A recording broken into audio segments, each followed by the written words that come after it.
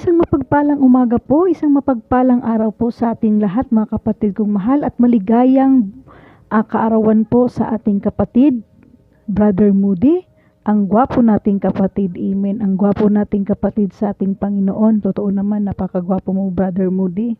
Ang aming dudong, amen, praise God. Ingatan mo sarili mo dyan, wag magpagutom at laging tandaan, mahal ka ng ating Panginoon. Sa ang verse ko dyan sa Psalms 37:4, delight yourself into the Lord and He will give the desires of your heart. Huwag mabahala, huwag matakot, dahil pag unahin mo si Lord, lahat ng desire sa buhay mo ibibigay sa iyo ng ating Panginoon. Ingatan mo din yung kasing-kasing ni mo dong. Ingatan mo ang imong kasing-kasing ba. Diba, duha ka kasing-kasing, amen.